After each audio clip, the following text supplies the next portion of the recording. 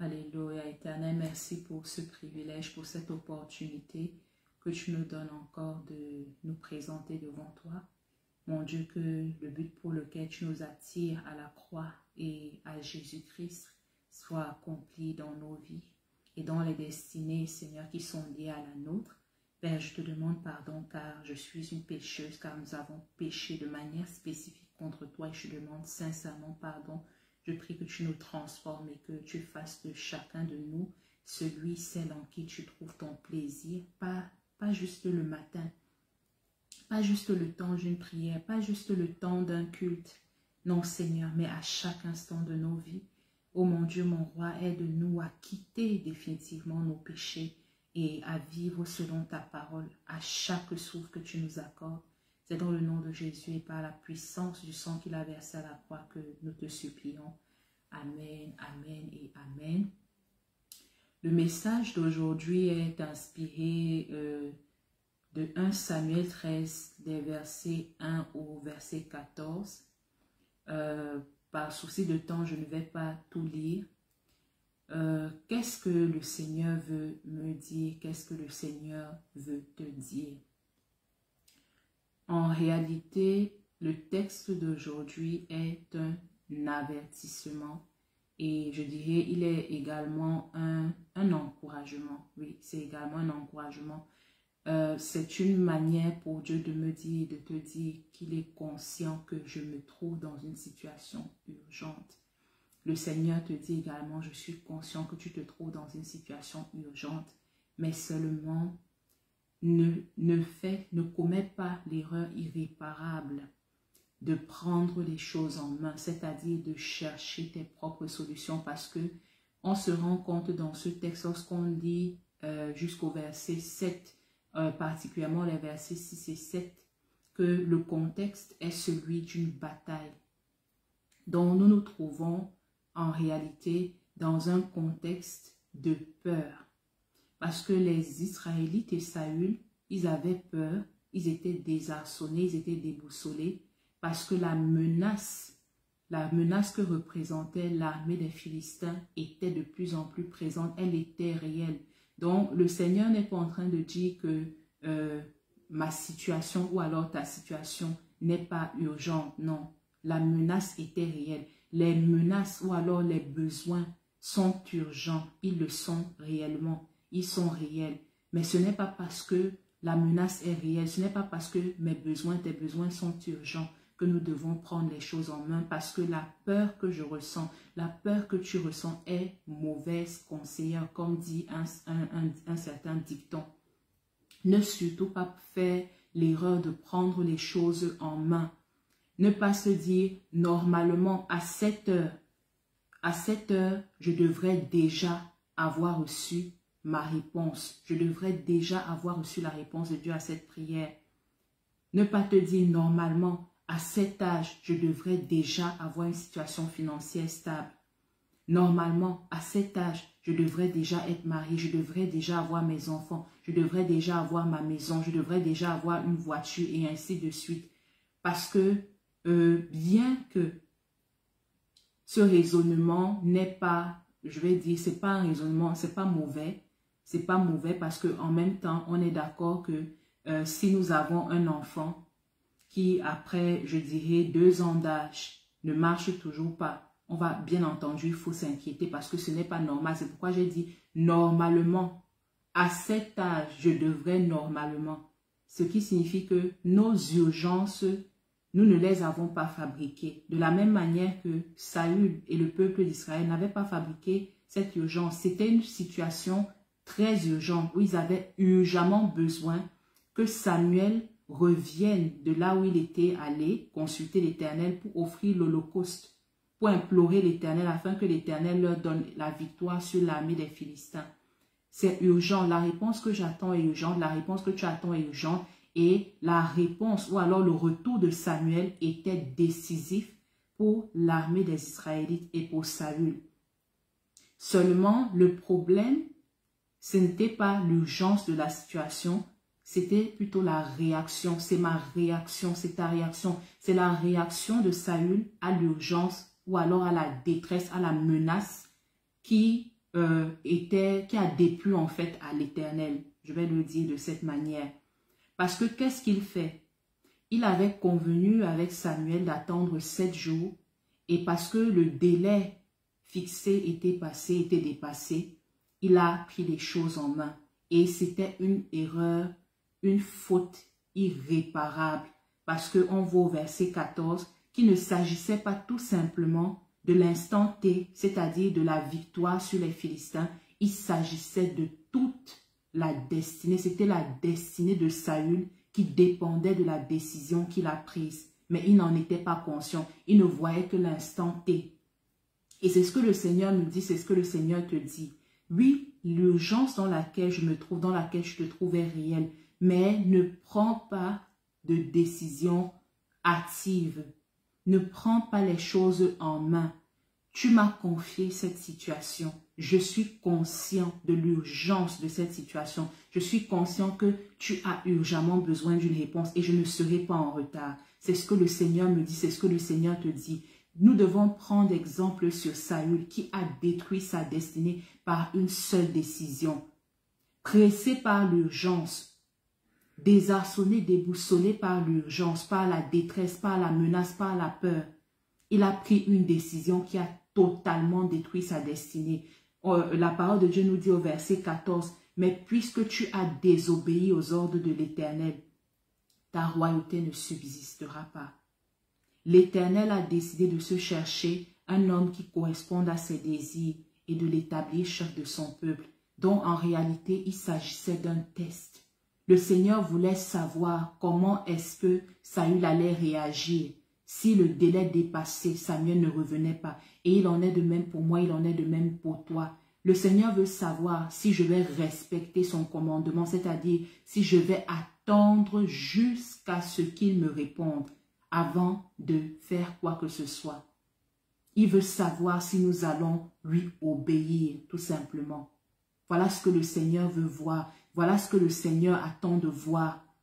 Que ce soit dans ma situation, que ce soit dans ta situation. Il attend de voir si je vais obéir, même dans l'urgence, même face à la menace, même face à la peur, face au doute, face parfois même à la persécution, aux moqueries, aux insultes. Le Seigneur attend de voir parce que le passage dit au verset 8, « Il attendit 7 jours, le rendez-vous fixé par Samuel. Celui-ci n'arrivant pas, les soldats commencèrent à abandonner Saül et à se disperser. Le Seigneur Jésus-Christ veut voir si je vais continuer à attendre sa réponse, même si les gens autour de moi m'abandonnent.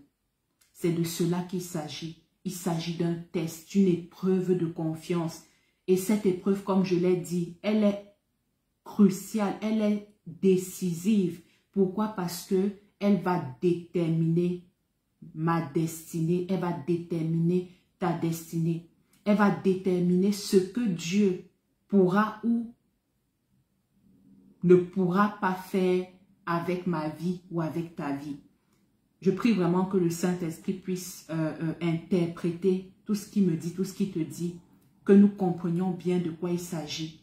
Et parce que le Seigneur ne ment pas, je sais que cette parole est la parole que j'ai besoin d'entendre, que tu as besoin d'entendre. Ne prends pas les choses en main, malgré que la situation soit urgente, malgré que tu aies peur, malgré les insultes, malgré tous les désagréments. Ne prends pas ta situation en main.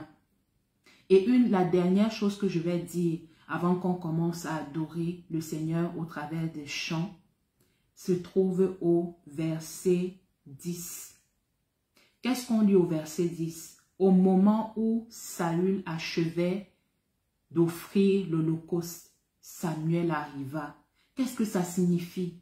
Si seulement il avait attendu jusqu'au bout, s'il avait attendu la réponse de l'Éternel jusqu'au bout, si seulement cela ne sera pas dit de moi, cela ne sera pas dit de toi dans le nom puissant de Jésus-Christ. Si seulement Saül avait attendu jusqu'au bout, Dieu sachant que la situation était urgente, il avait déjà envoyé la réponse. La réponse était déjà en chemin. Ça veut dire qu'au moment même où au verset 9, Saül dit « Amenez-moi les bêtes de l'Holocauste et des sacrifices de communion », ça veut dire que la réponse était déjà en chemin au moment où il décide de prendre les choses en main. Je ne vais pas détruire ce que le Seigneur est déjà en train de faire pour résoudre mon problème. Et il en sera de même pour toi. Tu ne détruiras pas ce que le Seigneur est déjà en train de faire pour résoudre ton problème au nom de Jésus. Nous n'allons pas commettre de faute irréparable qui va définitivement détruire nos destinées dans le nom de Jésus. Nous allons rapidement prier. Et tu vas dire avec moi, Seigneur, tu connais ma situation. Tu connais l'urgence de ma situation. Je reconnais que je n'ai pas la force de te faire confiance jusqu'au bout.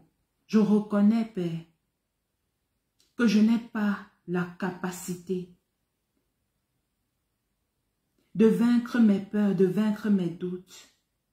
Mais je viens la recevoir de ton Saint-Esprit. Seigneur, je ne commettrai pas la faute irréparable qui va permettre à l'ennemi de ma destinée de la détruire une bonne fois pour toutes. Je ne serai pas moi-même l'ennemi de ma destinée dans le nom de Jésus-Christ et par la puissance du sang de l'agneau. Amen, amen et amen. Alléluia. Le Seigneur est digne de louange. Il est digne d'être élevé et c'est pourquoi nous allons le louer. Parce qu'il nous donne sa parole. Alléluia. Merci Jésus. Merci Saint-Esprit. Alléluia. Alléluia.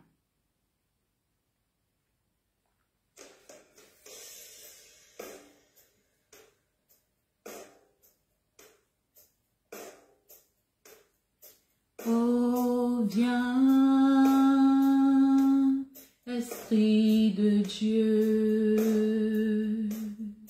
fais-nous sentir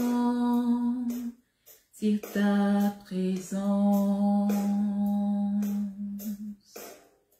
Revêt-nous de ta puissance et baptise-nous de feu.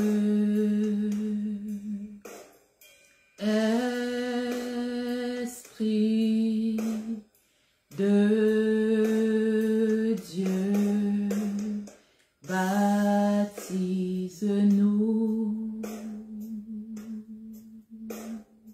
de feu.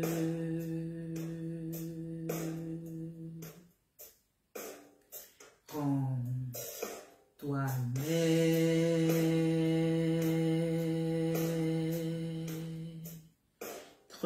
de nos âmes,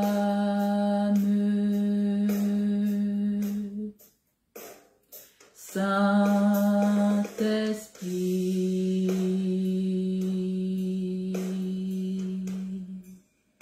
Esprit d'amour,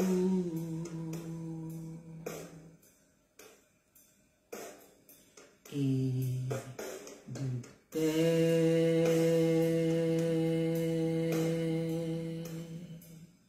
divine flamme,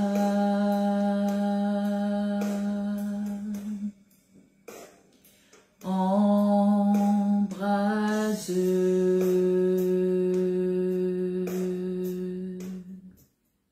nous en ce jour.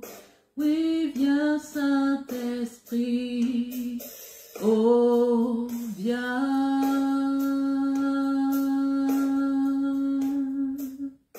Esprit de Dieu, viens nous sentir, viens nous faire sentir ta présence. Fais-nous sentir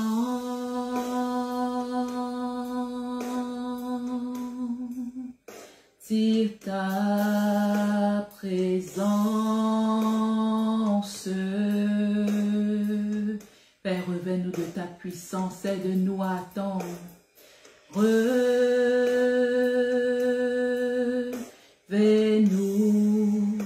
de ta puissance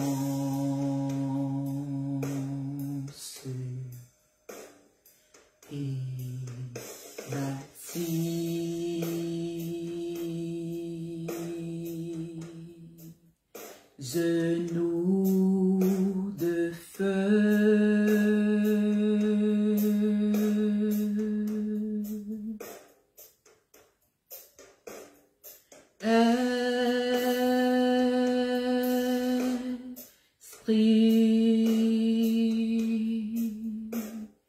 Dieu.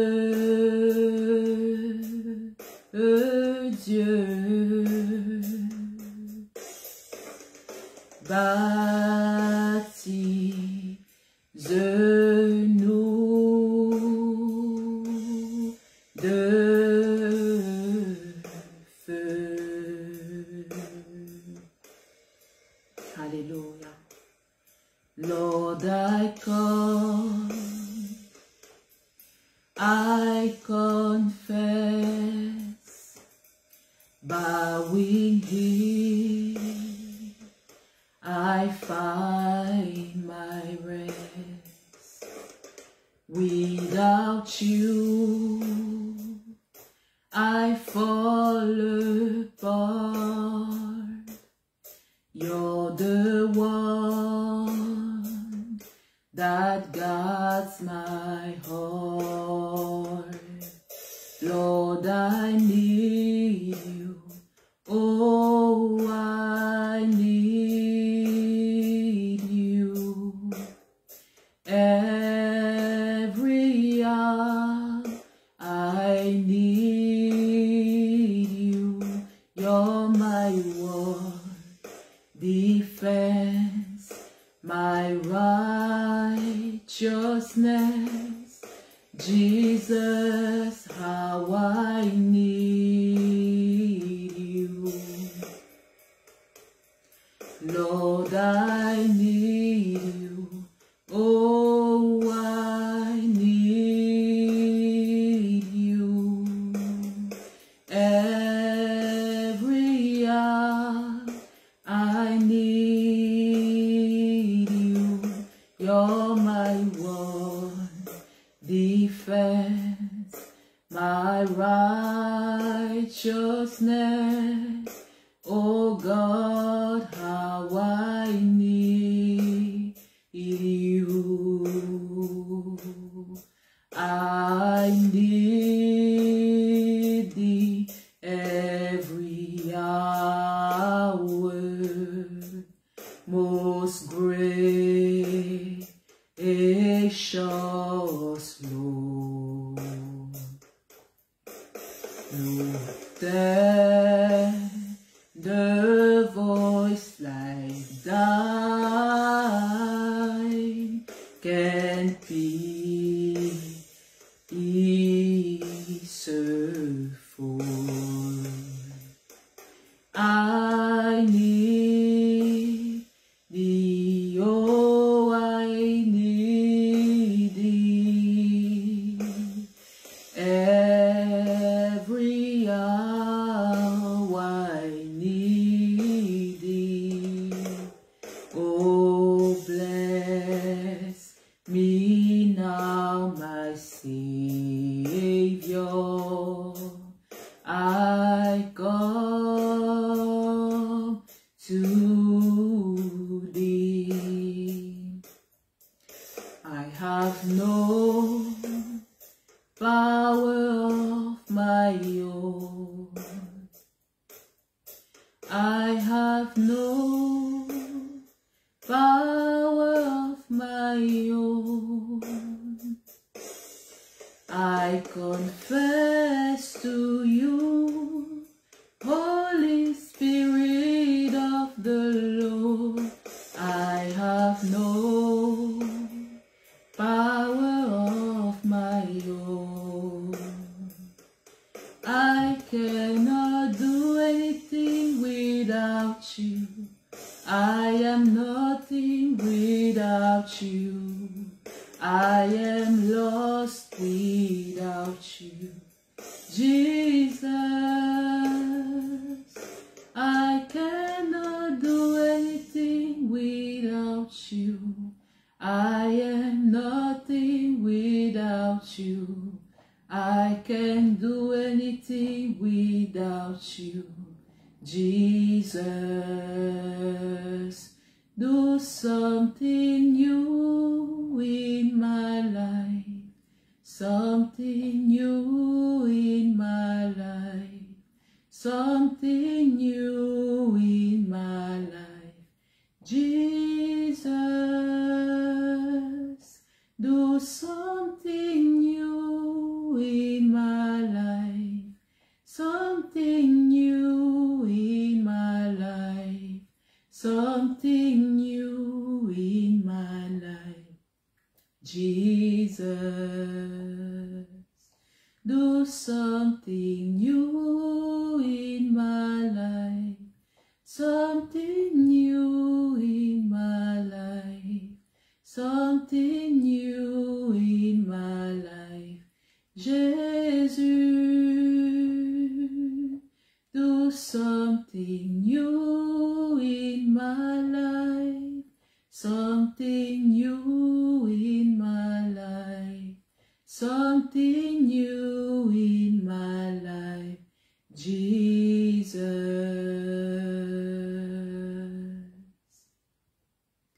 you are my hiding place. You always fill my heart with songs of deliverance. Whenever I am afraid, I will trust in you. I will trust in you. Let the weak say I am strong in the strength of the Lord.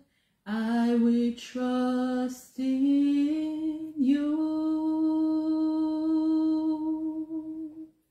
I will trust in you. Let the weak say, I am strong in the strength of the Lord. You are my hiding place. You always fill my heart with songs of deliverance. Whenever I am afraid, I will trust in you. I will trust in you. Let the weak say I am strong in the strength of the Lord. Alléluia. Éternel, mon Dieu, mon roi, je dis merci parce que c'est toi qui m'as inspiré ce texte, c'est toi qui m'as donné ce message. Et je reçois ta parole, je reçois ton avertissement, je reçois ton encouragement. Merci parce que tu es avec moi dans la vallée. Merci d'être the God of the hills and valleys. Thank you, Jesus. Merci, Saint-Esprit, parce que je ne suis pas toute seule. Merci parce que la seule personne qui est également capable de résoudre mon problème, la seule personne qui est capable de réagir urgemment dans ma situation urgente, Seigneur, est avec moi. Est avec moi. Merci d'être avec moi dans le feu. Merci d'être avec ton fils, avec ta fille dans le feu. Merci, Seigneur, parce que nous n'allons pas commettre la même erreur que Saül. Nous ne prendrons pas les choses en main, non. Nous saurons, nous resterons tranquilles, car nous savons que tu es Dieu. Car nous savons que tu es Dieu. La vérité que nous connaissons, Seigneur, c'est celle qui demeure éternellement, est celle qui dit que tu es fidèle. Tu es à jamais fidèle. Hier, tu es fidèle, Seigneur. Aujourd'hui, tu es fidèle. Demain, tu es fidèle. Non, Père, tu n'arriveras pas trop tard, Seigneur. Si Saül avait attendu encore un peu, oui, s'il avait attendu encore un peu, Seigneur, il aurait reçu la délivrance et il aurait reçu, Seigneur, l'affermissement de son royaume. Mon Dieu, mon roi, I will not miss it. We will not miss it, Lord. We will not miss it. By the power in the name of Jesus, Lord, we won't miss it. By the power we receive through your Holy Spirit, Lord, we shall stand still and know that you are God until the answer comes. Until our Samuel comes, Lord, we will wait. Until my Samuel comes, Lord, I will wait. I will wait and I will trust in you. My brother will wait and will trust in you. In the mighty name of Jesus Christ, we pray. Thank you, Father, for in Jesus' most powerful name, we have praised, worshipped, and prayed. Amen, amen, and amen. Thank you, Jesus. Hallelujah.